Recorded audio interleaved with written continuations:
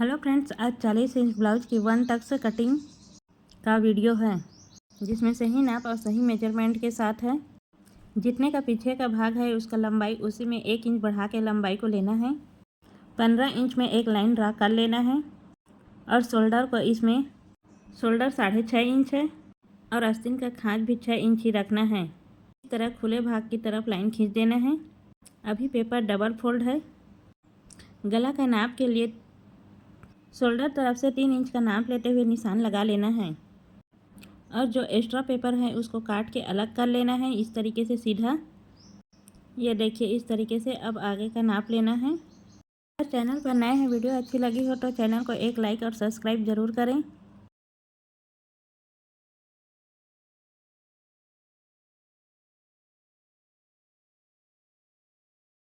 पीछे गला का लंबाई को 5 इंच लेना है और इसका भाग को बन भाग की तरफ इस तरीके से डब्बा बना लेना है। इसको आप अपने हिसाब से कम या ज़्यादा रख सकते हो।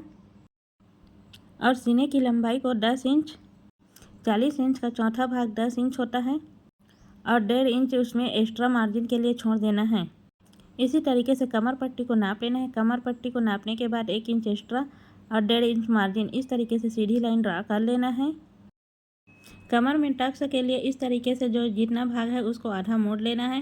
यहाँ पर एक पॉइंट देना है, ये टक्स का पॉइंट है और इसको 4.5 इंच ऊपर सीधा लाइन खींच लेना है और दोनों तरफ आधा आधा इंच इस तरीके से तिरछा टक्स को दबाने के लिए लाइन खींच लेना है। अब इसके बाद आस्तीन का गोलाई देने के लिए 1.5 इंच पर एक निशान बना लेना है और खाँच में उसका आधा मोड़ देना है। इस तरीके से तीनों लाइन को मिलाते हुए फ्रेंच कर्ल या हाथ की सहायता से इसको तीनों लाइन को मिलाते हुए एक लाइन ड्रा कर लेना है। ये देखिए गोलाई में पहला वाला नहीं बना है, मैं दूसरा ऊपर बना रही हूँ। अब इसके बाद गला को भी गोलाई दे देना है। गला में कार्नर भाग में 1 इंच का गोलाई देना है। इस तरीके से तीनों पॉइंट को मिला देना है और इसमें भी गोलाई दे देना है। अब इस तरीके से इसका कटिंग कर लेना है। इसमें सामने गला के लिए अलग करना है, इसलिए गला भाग को अभी नहीं काटना है। बन भाग तरफ को दोनों भाग के नीचे में आधा इंच का इस तरीके से तिरछा कट कर लेना है। जब टक्स को मोड़ेंगे तो ये सीधी आ जाती है, इसलिए। और आस्तीन की गोलाई को भी इस तरीके से कट कर लेना है। गला का भी दोनों परत को रख के इस तरीके से अलग कर लेना है। एक आगे का भाग है और एक पीछे का भाग हो जाएगा। ये देखिए इस तरीके से। अब इसमें गले का कटिंग को कर लेना है और इसमें लिख देना है कि ये पीछे का भाग है, इसलिए मैं इसमें बैक लिख रही हूँ। इसको लिखना बहुत ज़रूरी है, नहीं तो इसमें बहुत कन्फ्यूजन होता है। ये देखिए शोल्डर पॉइंट में थोड़ा सा मैं कट लगा दी हूँ, जिससे आगे और पीछे का शोल्डर बराबर रहेगा और पीछे का भाग को इस तरीके से गोलाई कर लेना है। अब यदि आप पीछे बटन लगाते हैं तो ये बन भाग को आगे की तरफ रखना है, मुड़ा हुआ भाग की तरफ, और आगे बटन लगाते हैं तो बन भाग को पीछे तरफ रखना है। आगे गला को 6 इंच पर इस तरीके से नाप करके डिब्बा बना लेना है और 1 इंच का गोलाई दे देना है और इसको भी गर्ल की सहायता से गोलाई लगा लेना है। और ये सामने का भाग है, इसलिए इसमें फ्रंट लिख रही हूँ और इस तरीके से गले का शेप इसमें भी कटिंग कर लेना है। ये ब्लाउज सीखने के लिए सबसे आसान तरीका है। जिस तरह पीछे के भाग में एक्स्ट्रा मार्जिन के बाद जितना कपड़ा बचा था उसको 9 पॉइंट मोड़ के टक्स पॉइंट दिए थे, उसी तरीके से इधर को भी लगा लेना है।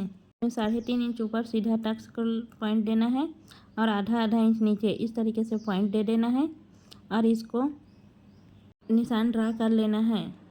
सामने भाग में आस्तीन की गोलाई के समय आधा इंच गहरा करना रहता है, जिससे आर्म होल में झोल नहीं आता है, इसलिए आधा इंच को इस तरीके से निशान बना के इसको भी कट कर लेना है। अब ये दोनों भाग का पेपर कटिंग होके तैयार हो गया है। अब इसको आस्तीन के लिए पेपर कटिंग करना है। आगे और पीछे का हिस्सा बन के तैयार हो चुका है। अब इसके लिए आस्तीन की कटिंग करना है। आस्तीन कटिंग का भी ये बहुत सरल तरीका मैं बताऊंगी।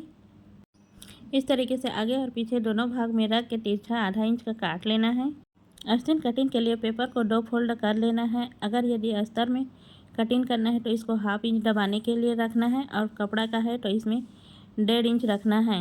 एक्स्ट्रा मार्जिन को उसके बाद आस्तीन की लंबाई को रखना है। 9.5 इंच का रख रही हूँ, जो बनने के बाद ये 9 इंच आएगा। 2.5 इंच नीचे डाउन कर रही हूँ। ये आस्तीन की गोलाई के लिए है। दोनों में लाइन खींच लेना है, सीधा सीधा, ऊपर में भी और नीचे में भी, दोनों बिंदु पर। ये कपड़ा डबल फोल्ड है। बंद भाग इस तरफ है और खुला भाग उस तरफ है। बंद भाग की तरफ से हम लोग निशान लगा रहे हैं। सीने का मेन सिलाई मार्जिन जितना भाग है उसमें आधा इंच बढ़ा के लेना है आस्तीन की चौड़ाई के लिए। इसमें सीने का भाग 10 इंच है और आस्तीन की चौड़ाई के लिए 10.5 इंच लेना है। ये देखिए, इस तरीके से रखना है और 10.5 इंच पर निशान लगा लेना है।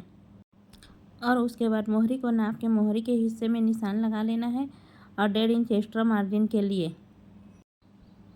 अब इसको एक सीधी लाइन ड्रा करने के लिए ऊपर गोलाई के लिए है ये। इसमें ऊपर से भी 1.5 इंच पर एक निशान लगा देना है।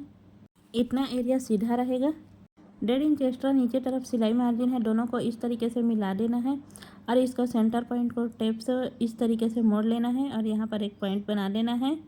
और वीडियो में दिखाया है इसी तरीके से इसको गोल शेप दे देना है आस्तीन के लिए, आधा को ऊपर आधा को अंदर। ये मोहरी अपने नाप के उसके हिसाब से रख लेना है और 1.5 इंच एक्स्ट्रा इसमें सिलाई मार्जिन के लिए छोड़ देना है और इसमें भी तिरछी लाइन ड्रा कर लेना है आस्तीन के लिए, जैसा कि वीडियो में दिखाया गया है।